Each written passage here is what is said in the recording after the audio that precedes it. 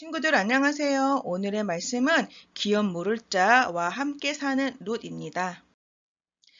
오늘 본문과 요절 말씀은 동일해요. 같이 읽어보겠습니다. 살아계신 하나님의 말씀 갈라디아서 3장 22절 말씀.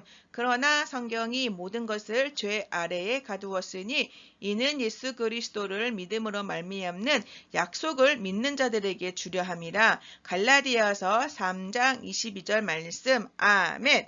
하나님께서는요, 성경에 하나님의 법을 주셨어요. 그래서 예수님이 오시기 전에 사람들은요, 이 법, 하나님의 법을 따라야 했고요. 하나님의 법을 어기는 것은 바로 죄였지만 이 법을 잘 지킨다고 해서 구원을 받는 건 아니에요. 구원을 받을 수 있는 방법은 단 한 가지예요.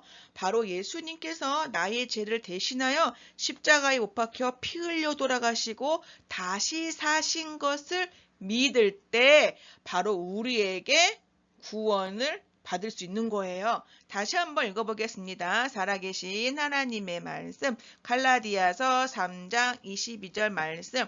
그러나 성경이 모든 것을 죄 아래에 가두었으니 이는 예수 그리스도를 믿음으로 말미암는 약속을 믿는 자들에게 주려 함이라. 갈라디아서 3장 22절 말씀. 아멘.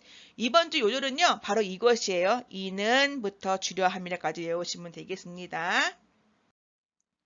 보아스가 친족을 만나기 위해 성문으로 갔던 거 기억하지요? 그래요.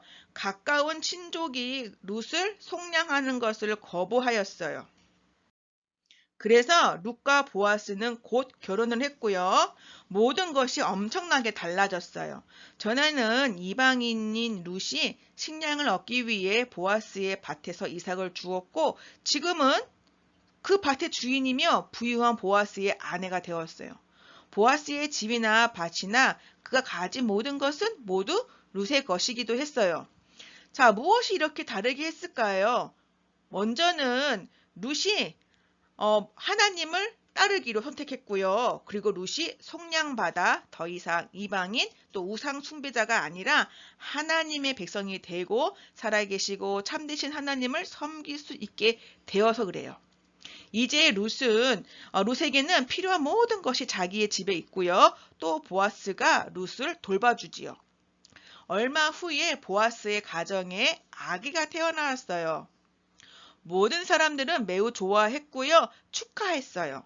특히 나오미는 너무 기뻤는데요. 이 어린 손자는 엘리멜렉의 가문의 대를 잇게 해주기 때문에 너무나 기뻤어요. 베들레헴의 여자들이 나오미를 축하했을 때 이렇게 얘기해요. 주님께 찬양을 드립니다. 주님께서는 오늘 이 집에 자손을 주셔서 대가 끊이지 않게 하셨습니다. 라고 축하해줬어요. 그리고 이웃의 여인들은 이 아이의 이름을 오벳이라고 지었는데요. 이 뜻은 예배자란 뜻이에요. 오벳이 자라서 엘리멜렉의 재산을 물려받고 엘리멜렉의 이름을 이어받을 자가 되었어요. 룻과 보아스가 그러니까 베들레헴에서 유명한 자가 되기를 원한다고 지난주에 장로들이 축복했잖아요. 자, 그들은 정말 룻과 보아스가 얼마나 유명하게 될지 또한 그들이 하나님의 계획 아래에 있으며 이들이 그 일부분이 되려는 것은 알지는 못했어요. 사람이 처음 범죄하였을 때 하나님으로부터 멀어지게 되자 하나님은 언젠가 우리를 다시 하나님께로 사오는 속량자, 곧 예수님, 구주를 보내겠다고 약속하셨어요. 그 속량자는요, 꼭 가문에 속해야 해요. 우리도 모두 가문이 있어요. 여러분이나 여러분의 아버지, 또 아버지의 할아버지, 할아버지의 할아버지, 할아버지가 바로 한 가문이죠. 그리고 여러분이 만일 자녀를 낳으면 그 자녀 또한 여러분의 가문에 속하게 돼요. 하나님께서는 구주를 약속하신 때로부터 이미 구주를 보낸 가문을 주의 깊게 지켜보셨는데 바로 보아스가 그 가문이었어요. 룻이 그와 결혼했을 때 룻도 그 가문에 들어왔거든요. 하나님께서 주신 룻의 위치가 얼마나 특별한지 아기 오벳도 이제 아주 특별한 가문이 되었어요. 이후 오벳도 자라나 결혼하여 아들을 낳았는데요. 그 이름은 이새였어요. 이새는 아들 8명을 낳았어요. 그중 막내 다윗이 어린 소년으로 있을 때 아버지의 양을 돌보고 있었거든요. 그때 하나님께서 다윗을 택하여 이스라엘의 왕으로 세우셨어요. 다윗은 하나님을 정말 사랑했어요. 다윗이 자라 왕이 되었을 때 하나님께서는 속량자, 곧 다윗의 가문으로 속량자를 보내겠다고 말씀하셨어요. 하나님께서 이 땅에 속량자를 보내신 이유는요. 세상의 모든 만물을 만드신 하나님은요. 모든 사람의 죄를 용서해 주시기를 원하셨어요. 성경에 보면 내가 영원한 사랑으로 너를 사랑하기에 이 말씀처럼 하나님은 우리 모두를 너무나 사랑하세요. 죄가 없으신 거룩하신 하나님은 죄와 가까이 할 수가 없기 때문에 하나님은 죄인인 우리를 속량해 주시기 위해 하나님의 아들을 속량자로 이 땅에 보내주셨어요. 약속을 지키신 하나님은 죄에서 속량된 하나님의 자녀들과 함께 천국에서 영원히 살기 원하세요. 그러나 많은 사람들이 하나님의 약속을 믿지 않을 뿐 아니라 구주가 오실 것을 기대하지 않았어요. 그러나 다윗이 죽고 난 후에 몇몇 사람은 자신들이 사는 동안 언제나 속량자를 믿고 기다리던 사람들이 있었어요. 자, 수백 년이 지났어요. 하나님을 믿고 구주가 오실 것을 기다린 한 사람이 있었는데 그 사람의 이름은 시므온이었어요. 시므온은 의롭고 경건했기 때문에 하나님께서 시므온에게 죽기 전에 구주를 볼 것이라는 특별한 약속을 주셨어요. 그래서 너무너무 늙었지만 여전히 속량자를 기다리고 있었어요. 어느 날 예전에 룻과 보아스가 살았던 그 베들레헴에 아주 특별한 아기가 태어났어요. 하나님께서 신약 성경에 이 아기의 가문에 있는 사람들의 이름을 모두 기록하셨는데 거기에 룻과 보아스의 이름도 있어요. 이 아기는 이제까지 태어났던 사람들과는 다른 분이에요. 하늘나라에서 하나님 아버지와 살고 계셨던 하나님의 아들 예수님이세요. 하나님께서 우리를 그토록 사랑하셨기 때문에 자기가 너무나 사랑하는 아들을 우리의 속량자로 보내주신 거예요. 우리의 속량자가 되기 위해서 예수님은 우리의 친족이 되셔야 했기에 우리와 똑같은 사람으로 태어나셨어요. 하나님께서 다윗의 가문에 속한 마리아와 요셉을 선택하셨고 이 세상에 계시는 동안 예수님의 가족이 되게 하셨어요. 예수님이 태어나시기 전에 하나님께서 마리아에게 그가 큰 자가 되고 지극히 높으신 이의 아들이라 일컬어질 것이요 주 하나님께서 그 조상 다윗의 왕위를 그에게 주시리니 라고 말씀하셨어요. 시므온이 그 아기를 보았을 때 자기의 팔로 예수님을 안고 하나님께 감사했어요. 주제여 이제는 말씀하신 대로 종을 평안히 놓아주시노다. 내 눈이 주의 구원을 보았사오니 라고 감사기도를 해요. 하나님의 아들이신 예수님은 우리처럼 이 세상에 태어나셔서 우리의 친족이 되셨으나 한 가지 우리와 다른 점이 있었어요. 바로 예수님은 죄를 한 번도 짓지 않은 완전하신 분이세요. 그렇기 때문에 예수님만 우리의 구주가 될 수 있는 거예요. 아기 예수님은요, 왕궁에서 태어나지 않았고요. 어머니 마리아와 아버지 요셉은 가난한 사람이었어요. 그렇기 때문에 많은 사람들은 우리의 속량자로서, 즉 죄에서 우리를 구원하실 구주로 하나님이 보내주신 분이란 것을 예수님을 믿지 않았어요. 그래서 많은 유대인들은요, 자기들을 다스리고 또 이스라엘을 위대한 나라로 만들 훌륭한 왕을 갖기를 바랬어요. 결코 이렇게 가난한 아기를 원하진 않았거든요.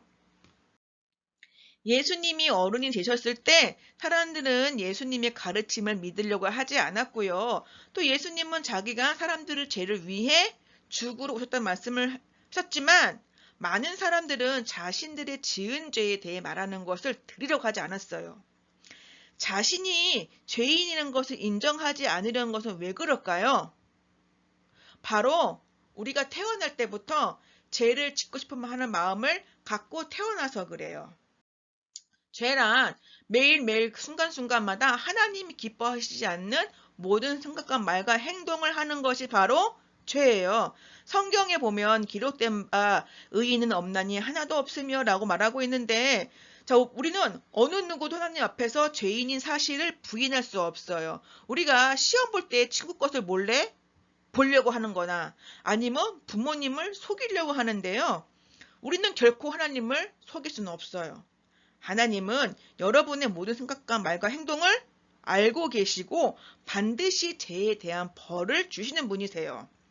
결국 예수님을 구주로 인정하지 않은 사람들은 예수님을 죽이려 했고, 결국 예수님을 마치 죄인인 것처럼 십자가에 못 박았어요. 한 번도 잘못이 없는 하나님의 아들, 완전하신 예수님이 우리 죄를 갚아주시려고 십자가에 달려 생명을 기꺼이 주신 거예요. 오래전에 하나님께서는 죄에 대한 벌이 죽음이라고 말씀하셨어요.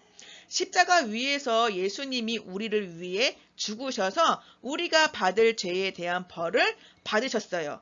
이때 예수님이 죽으시면서 다 이루었다라고 말씀하셨는데요.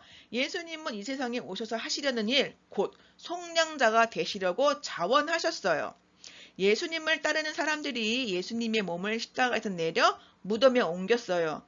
그때 예수님을 죽였던 사람들이요, 커다란 돌을 굴려서 막았어요. 왜냐? 예수님이 십자가에서 죽으시고 다시 사신다는 그 말씀을 생각했기 때문에 문을 굳게 닫고 임봉하고 또 군인들에게 지키도록 했어요. 그러나 3일째 되던 날 이른 아침에 제자들이 무덤에 갔더니요, 이미 돌은 굴려져 있었고 무덤은 텅 비어 있었어요. 맞아요. 예수님이 말씀하신 그대로 살아나신 거예요. 예수님이 무덤에서 살아나신 후 오래지 않아 제자들과 함께 언덕에 올라가시면서 이야기하는 동안 예수님이 공중으로 곧장 올라가셨어요. 제자들이 서서 예수님이 하늘 위로 올라가시는 것을 바라보고 있었는데요. 구름이 가릴 때까지 보고 있었어요. 두 천사가 와서 갈릴리 사람들아 어찌하여 서서 하늘 쳐다보느냐? 너희 가운데서 하늘로 올려주신 이 예수는 하늘로 가심을 본 그대로 오시리라 하였느니라 라고 말했어요. 많은 사람들은요, 예수님을 쉽게 잊어버리나 이미 예수님은 죽으시기 전에 자기 제자들에게 하늘로 돌아가면 언젠가 이 땅에 다시 오리라는 말씀을 하셨어요. 룻은 보아스가 자기 친족 속량자가 되어 모든 것을 도와주겠다고 말한 것을 믿고 보아스가 자기를 그 집으로 데려가기를 기다렸어요. 보아스가 룻을 자기 집으로 데려간 것 같이 예수님은 하나님의 자녀들을 영원한 천국으로 데려가실 거예요. 만일 여러분이 예수님께서 다시 오시기 전에 죽는다면 물론 여러분은 바로 하나님과 함께 있게 되겠지만 여러분이 죽기 전에 예수님이 오실지도 몰라요. 그러나 예수님이 나를 위해 죽으셨다는 것을 알지도 못하고 예수님이 오실 때 그분과 함께 가도록 준비하지 못한 사람들이 너무나 많아요. 그들은 하나님의 가족과 상관없는 이방인이에요. 그들을 위해서라도 하나님의 약속이 있는 것이 있지만 아무도 그들에게 예수님에 대해 말해주지 않는다면 그들이 예수님을 어떻게 영접하는지 모르겠죠. 성경에 내가 너희를 위하여 거처를 예비하러 가노니 가서 너희를 위하여 거처를 예비하면 내가 다시 와서 너희를 내기로 영접하여 나 있는 곳에 너희도 있게 하리라 라고 말씀하셨어요.